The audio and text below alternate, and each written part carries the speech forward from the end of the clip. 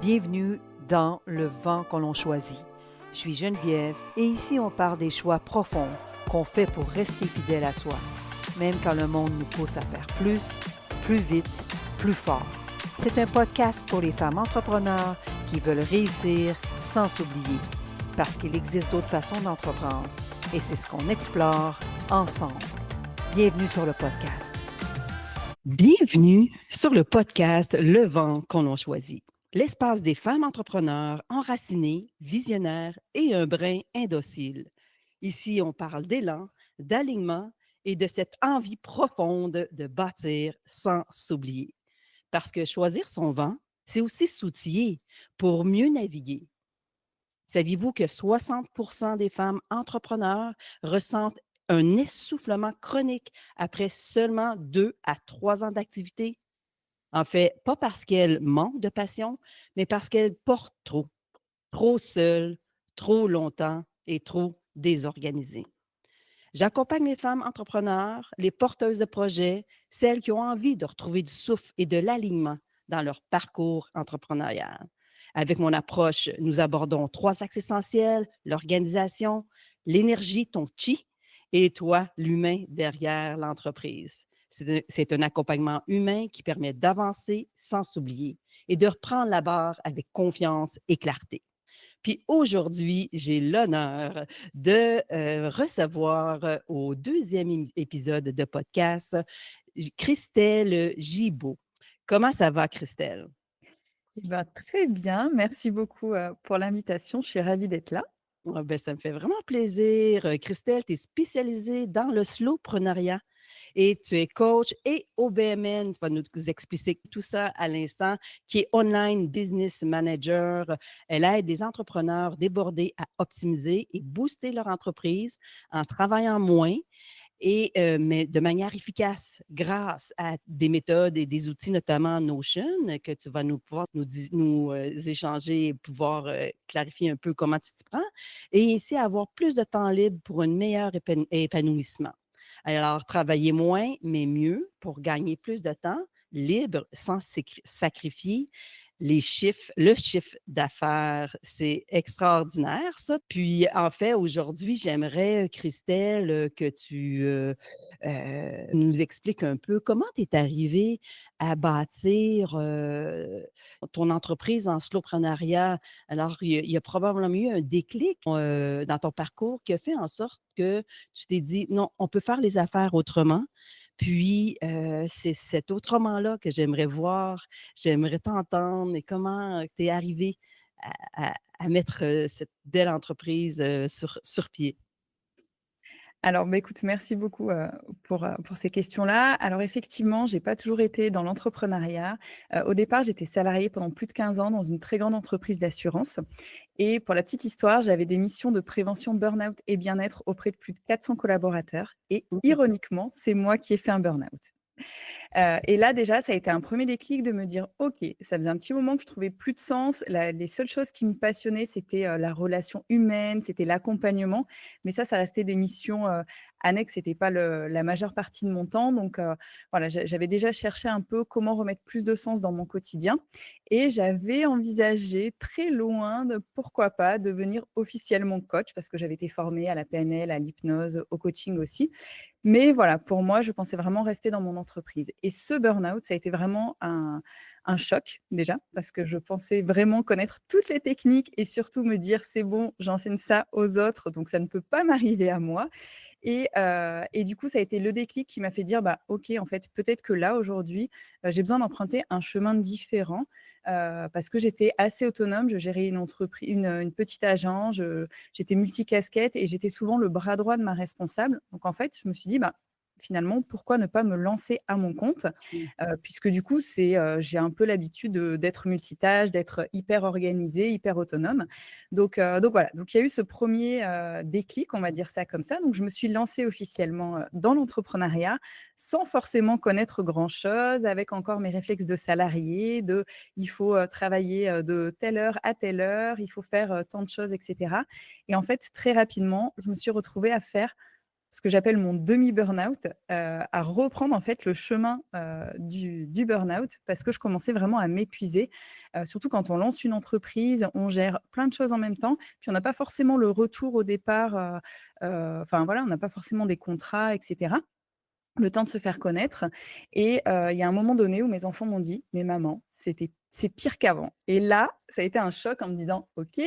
J'ai fait déjà un premier burn-out où ça a été pour moi une période compliquée et là, ils sont en train de me redire que j'emprunte ce même chemin et puis, bah, moi, très vite, je me suis rendu compte aussi que mes semaines, c'était, plutôt des semaines de 50 heures par semaine alors que je m'étais lancée pour, dans l'entrepreneuriat, pour une certaine liberté, pour pouvoir gérer, un petit peu comme je l'entends en fonction de mon rythme et de mon énergie et donc en fait, quand, là pareil, je commençais vraiment à pas me sentir bien, c'est de là qu'en fait, je me suis dit qu'il fallait que je revoie complètement ma manière de fonctionner, ma manière de travailler et vraiment ce rapport au travail et surtout sortir de toutes les injonctions de: «Il faut travailler dur pour réussir, il faut mériter, il y avait vraiment cette, en tout cas chez moi, c'était très ancré ces notions de, vraiment s'épuiser au travail pour réussir.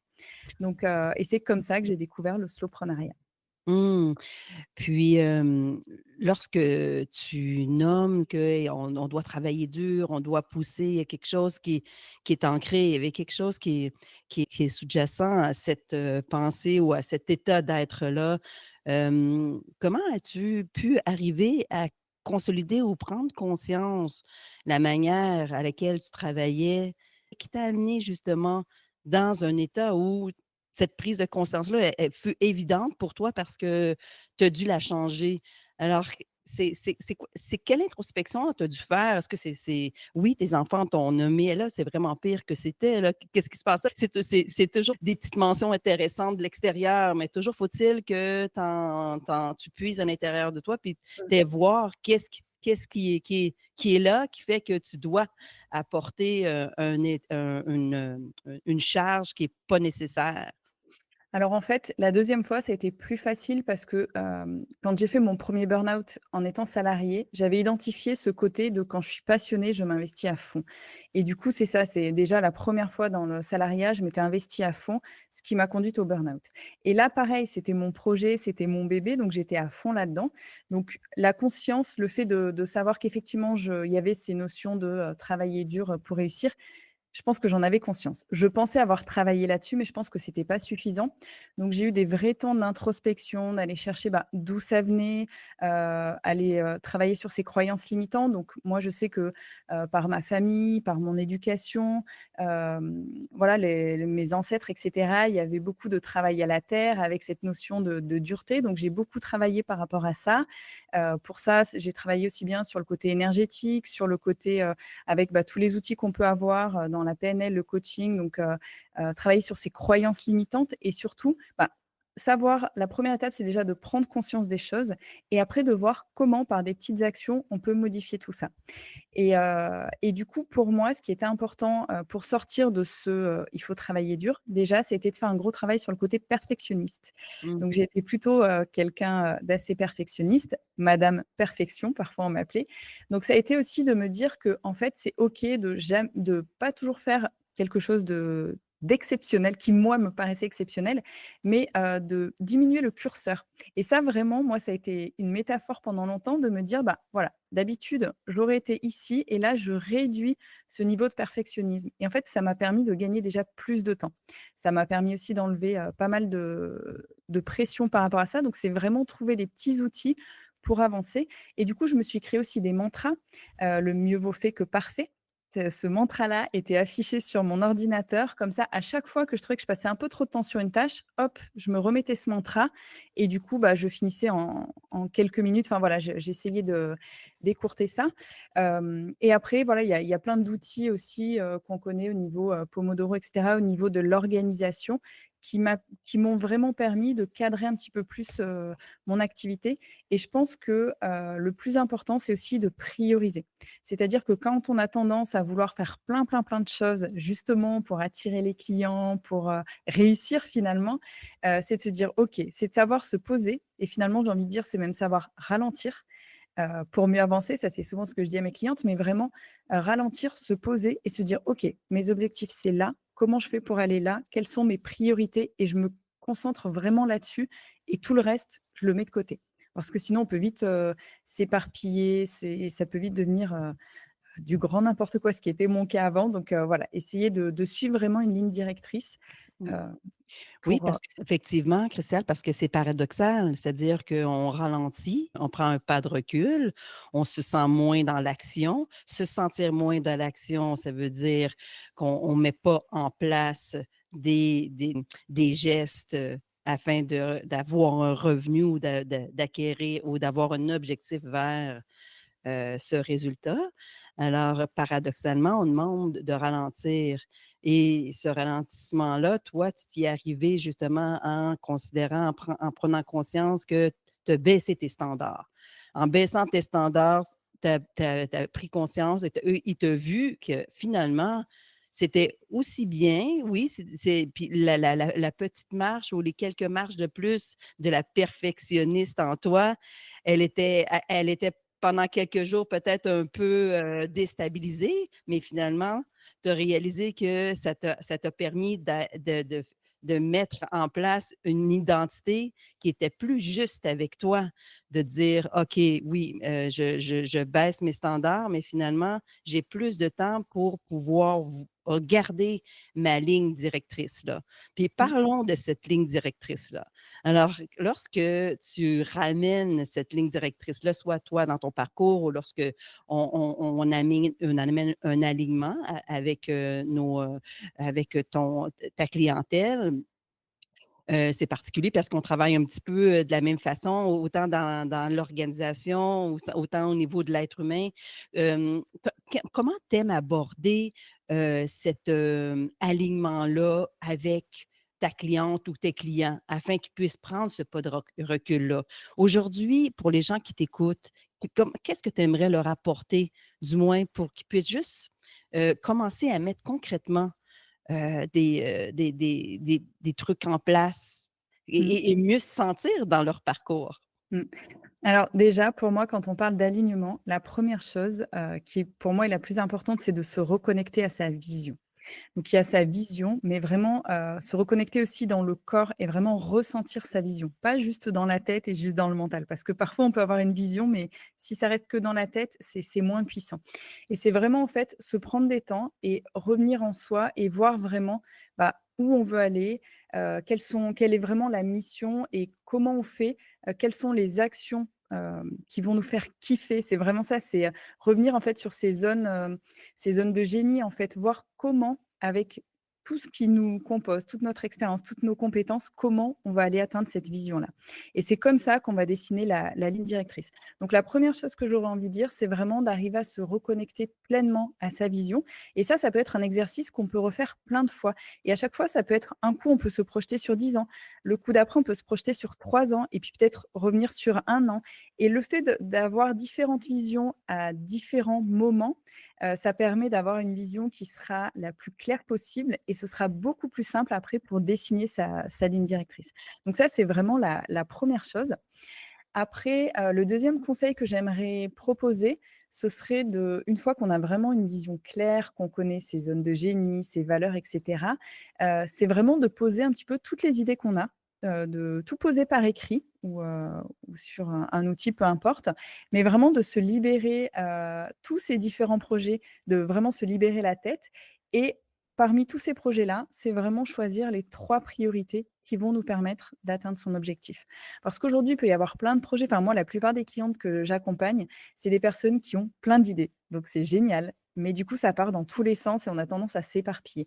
Donc, à chaque fois, on fait cet exercice, on met toutes les idées par écrit. Et dans toutes ces idées, on va choisir les 2, 3 ou 4 priorités les plus importantes qui vont vraiment nous amener sur cette ligne directrice. Donc ça, c'est vraiment un exercice puissant parce que je trouve que ça permet de se libérer la tête et en même temps, on avance dans la bonne direction. Et puis du coup, bah, il y a ce qu'on disait tout à l'heure, cette idée de oser ralentir et vraiment prendre des temps pour réfléchir à son business et pas être que dans l'action, Tu vois? Mais Mmh. vraiment prendre moi, c'est les temps que j'appelle des CEO Day. C'est des moments vraiment en tant que chef d'entreprise et plus en tant qu'«exécutante» entre guillemets, où là, bah, du coup, c'est des temps réservés pour soi, c'est réfléchir à plus tard, réfléchir à ses objectifs, essayer d'aller un peu plus loin et surtout à chaque fois de vérifier en fait si on est OK, si on est toujours aligné avec ses objectifs, avec, sa vision, avec ses priorités. Parce que ça, c'est pareil, ça peut évoluer. Donc vraiment, s'accorder ces petits temps de pause, pour moi, ils sont essentiels. Et ça paraît contre-productif, alors que finalement, plus on va prendre du temps pour soi et plus, en fait, on va pouvoir être performant au travail. Mmh, ah oui, oui, tout à fait. Puis à ce moment-là, au niveau organisationnel, tout à l'heure, on parlait, de cet acronyme OBM, OBM, OK. Alors, Online Business Manager. OK, parle-moi un peu de c'est plus, du manager en ligne, Alors, en fait, si tu veux, au départ, je me suis lancée avec ma casquette de coach parce que j'ai été formée dans une très grande, école de coaching et du coup, en fait, à force de coacher mes clientes, je me suis rendu compte que moi, j'ai on parlait des zones de génie, que moi, j'ai cette manière d'aller, à l'essentiel, de simplifier, d'optimiser, d'automatiser et ça, c'est vraiment des zones de génie et en fait, quand je discutais avec mes clientes, quand je leur disais, bah, par exemple, on arrivait sur des solutions, des plans d'action et cetera, bah, souvent, elles se retrouvaient bloquées en mode: «Ah oui, non, mais moi, ça, ce plan d'action-là, cette tâche-là, elle va me demander énormément». Alors que pour moi, c'était déjà simple, c'était déjà dessiné dans ma tête et en fait, j'ai une cliente qui m'a demandé, elle me dit: «Mais est-ce que toi, tu pourrais me le faire pour moi?» et c'est de là que, du coup, je me suis rendu compte que, bah, effectivement, il y avait des besoins, tu vois, de transformer parfois une vision en plan d'action. Donc ça, moi, c'est quelque chose d'assez facile pour moi et d'aller au-delà, de gérer, on peut gérer des projets, enfin, on peut faire vraiment plein de choses avec, ce côté OBM. Donc si tu veux, il y a la différence avec une assistante virtuelle parce que souvent on confond ces 2 métiers. L'assistante virtuelle, elle va être beaucoup dans le faire, dans l'opérationnel, alors que OBM, elle a vraiment, une casquette, où elle peut prendre du recul et là, ouais, il y a vraiment, quelque chose de stratégique qui se met en place. Moi, avec ma casquette de coach, on peut vraiment aller plus loin dans la vision du CEO et ça permet vraiment, en fait, une complémentarité et souvent, on m'appelle, en fait, leur bras droit. Je deviens leur bras droit, mmh. quand ils ont des questions, des doutes et cetera. Bah, du coup, on refait vraiment un point sur, leur vision et cetera et du coup, voilà, je deviens, en fait, leur soutien, leur bras droit et je peux, aussi bien faire que être là plutôt sur la partie stratégique. Intéressant, OK. Alors, c'est vraiment au niveau autant au niveau soutien, organisationnel, plan d'action et mettre en place où elles peuvent ou ils peuvent mettre en place leur propre plan d'action à travers Mmh. différents outils que tu auras, proposés, tel Mmh. Notion, par exemple. C'est ça et par exemple, là, récemment, j'ai travaillé avec une cliente qui fait un lancement, sur une nouvelle offre, sur une formation et bah, du coup, tu vois, ça va être de créer tout le rétro-planning et de faire ensemble. Par exemple, pour elle, j'ai pu optimiser sa page de vente qui était pas assez émotionnelle, qui parlait pas assez. On a réajusté, sa formation, son prix qui était pas assez cher et finalement, à la fin, on a mis tout ça en place et elle a fait une vente à 1 800 € comme ça, sans avoir eu besoin de faire de masterclass et cetera. Donc c'est vraiment, tu vois, c'est vraiment de la gestion de projet. Là, son objectif, c'était réorganiser sa formation, son lancement. Mais du coup, on part d'un point A et on arrive à la fin. Donc c'est Mmh, vraiment ça. Et à côté, mmh. comme tu disais, moi, j'ai développé un outil via Notion, donc qui s'appelle Copilot Business. Et l'idée, si tu veux, c'est que c'est un outil clé en main qui permet en fait vraiment de mieux gérer et mieux piloter son entreprise tout au même endroit. Donc c'est vraiment destiné en fait aux entrepreneurs, aux indépendants freelance qui veulent avoir un seul outil pour tout rassembler, aussi bien la partie finance, la partie CRM, la partie, vision, objectif et cetera. Donc ça, c'est aussi Mmh. quelque chose Ouais. qui permet de leur faire gagner plus de temps. Oui, oui, oui, tout à fait. Tous se retrouvent sur la même plateforme, le fondement de la structure commence à partir de cette plateforme-là à laquelle toi tu as trouvé que ça faisait, un bon ménage. Avoir sous la main déjà tous les différents départements, le marketing, les finances, le développement des affaires. Ah, très intéressant. Puis aujourd'hui, Christelle, est-ce que tu sens, que, ta culture de travail dure? Elle est toujours pas très loin de toi? C'est-à-dire que est-ce que tu sens que, c'est une identité qui est derrière toi maintenant? Est-ce que tu sens que tu es dans des nouvelles, chaussures avec un état d'esprit, une santé mentale plus équilibrée? Oui, tout à fait. Je pense qu'il y a eu, vraiment un changement justement avec ce demi burn-out qui m'a fait Ouais, complètement changer ma manière de travailler, en fait, mon quotidien au final. Et aujourd'hui, je prends vachement plus de temps pour moi. J'arrive, tu vois, à mieux concilier ma vie privée et ma vie personnelle. Et dans mon entreprise, je trouve que je suis hyper, organisée, je vais vraiment à l'essentiel. Et surtout, en fait, je pense que ce qu'il y a de plus important, c'est vraiment de pouvoir incarner mon message. Mon message, c'est vraiment celui de oser ralentir pour mieux réussir en mode slowpreneuriat. ouais. Et je pense que la meilleure des choses pour pouvoir se vendre, c'est de pouvoir incarner pleinement ce message. Et quand effectivement j'ai des retours de personnes qui me côtoient ou qui ont vu mon évolution et qui me disent: «Mais en fait, tu incarnes tellement ton message», là je me dis qu'en fait, au moins, j'ai tout gagné parce que j'amène une vision en fait différente, et qui est surtout, bah, plus respectueuse de son énergie, de son rythme. Et dans le slowpreneuriat, un des piliers importants, c'est vraiment de prioriser le bien-être, en tant qu'entrepreneur. Et donc ça, moi, c'est quelque chose qui est important. Enfin, tu vois, tous les jours, j'ai un temps, pour faire ma sieste méditative, par exemple. Mais tu vois, toutes ces pauses qu'on peut vite oublier, bah, pour moi, ça devient des routines et c'est ça fait vraiment partie, c'est une philosophie de vie, en fait, maintenant. Donc oui, je suis beaucoup plus alignée et beaucoup plus et je trouve que j'incarne beaucoup plus mon message, maintenant. Maintenant, c'est ça, ça se c'est tu es rayonnante, on peut le sentir vraiment à travers l'écran, ma chère Christelle. Puis, comment tu es arrivée justement parce que souvent les perfectionnistes vont tomber dans une culpabilité de prendre du temps pour soi, pour elles. Lorsque là, maintenant, tu sembles avoir une routine méditative, quotidienne, alors, j'imagine qu'il y a eu un apprentissage. C'est ça. Ça a été difficile et je pense que le plus difficile, ça a été pendant mon burn-out, où vraiment j'ai eu besoin d'un temps pour ralentir. En fait, bah, forcément, après 15 ans, il y a tout qui s'écroule, et puis du coup, je ne savais plus ce que je voulais faire, qui j'étais. Enfin, tu vois, c'était vraiment plein de questions en me disant: «Mais qu'est-ce qui m'arrive?» Tu vois? Et en fait, dès que je me reposais, je culpabilisais. Donc après, j'allais faire quelque chose et je faisais encore plus de tâches. Et donc j'ai fait ça pendant un temps parce que vraiment pour moi, je pouvais pas rester inactive, c'était pas possible de par ma culture et cetera. Et en fait, un jour, j'ai eu vraiment ce besoin de ralentir, mais qui a été tellement profond que je me suis dit: «En fait, si je ne l'écoute pas, je sais que ça va pas m'aider à guérir, à aller mieux». Et donc en fait, j'avais organisé, tout au niveau des enfants et cetera, avec, les amis et tout, et j'ai eu ce besoin de partir et je suis partie quelques jours pour m'isoler. Je suis partie, tu vois, en pleine campagne, pour aller marcher, pour escalader des montagnes, vraiment cette reconnexion à moi que je m'autorisais pas quand j'étais chez moi. Et à partir de là, ça a été vraiment le déclencheur de me dire: «OK, maintenant, en fait, je vais d'abord m'écouter, parce que si je m'épuise, mon business, il va s'épuiser aussi». Donc ça a vraiment été un déclic. Ça a pas été facile tous les jours, comme vous vous doutez, parce que du coup, on a parfois les anciens démons qui reviennent.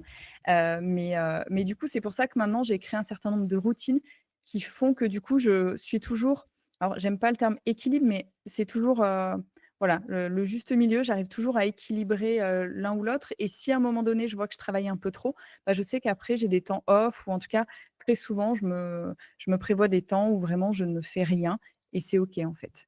C'est des déclics qui ont fait que effectivement j'avais ce besoin de changer, et maintenant, chaque semaine, quand je fais ma planification, par exemple, je planifie mes temps pour moi et ils sont non négociables, en fait. Et ça aussi, c'est une petite astuce à donner, C'est bien. avant de faire tout ce professionnel, c'est bien de faire Oui. ses temps pour soi. Dans la semaine, tu as déjà planifié à quel moment ce sont des non négociables?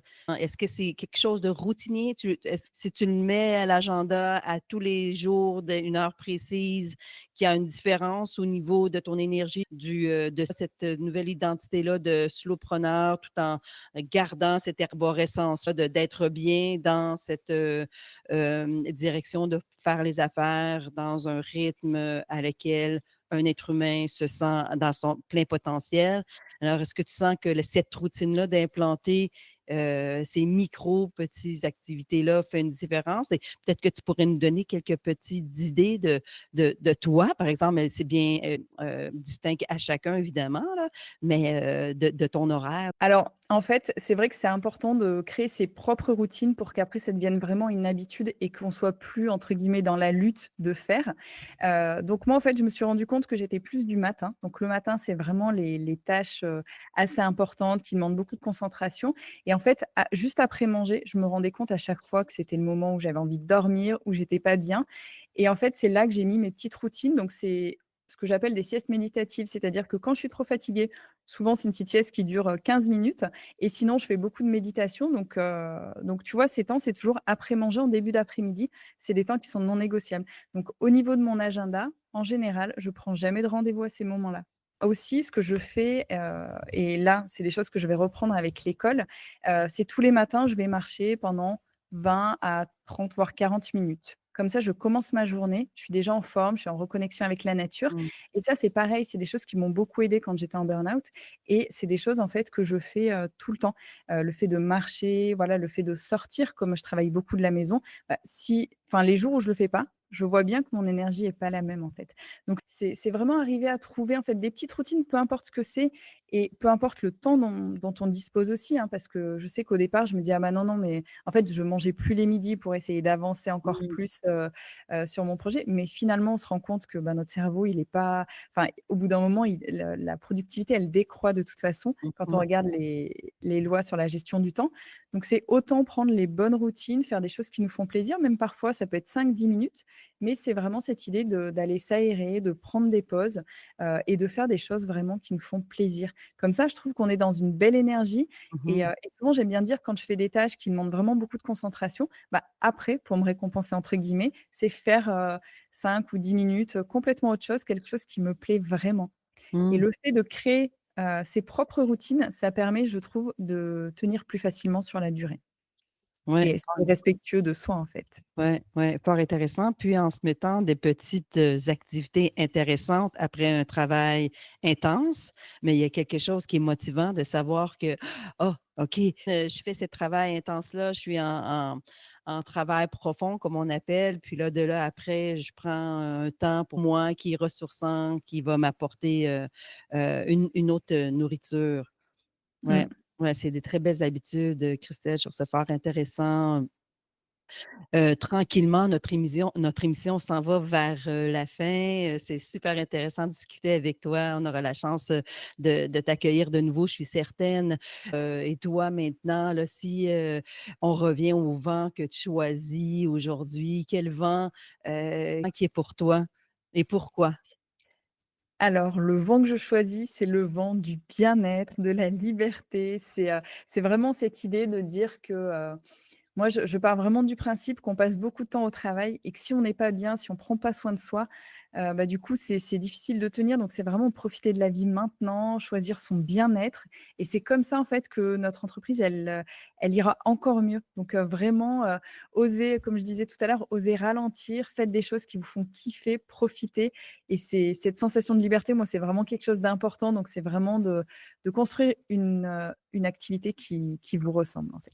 Mmh. Ouais, c'est ça. Puis ça fait en sorte que les gens, ben, ils se sentent, connectés à eux, puis aussi qu'ils peuvent, sentir aussi dans une contribution, plus grand que qu'eux, plus grand qu'elles. Pour, les gens qui sont intéressés, Christelle, à prendre contact avec toi, tu peux expliquer un peu aux auditeurs, de quelle façon les gens peuvent te rejoindre?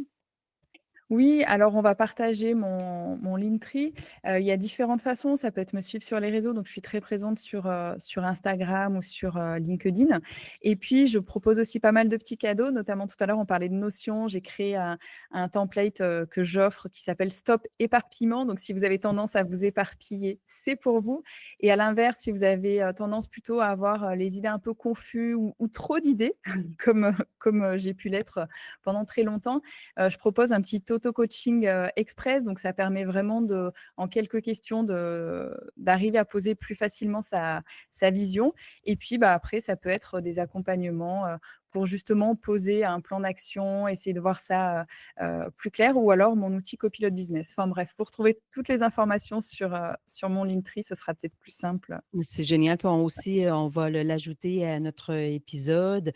Pour vous, chers auditeurs, auditrices, si vous avez apprécié, l'épisode, n'hésitez pas à le commenter, à le liker ou à le partager.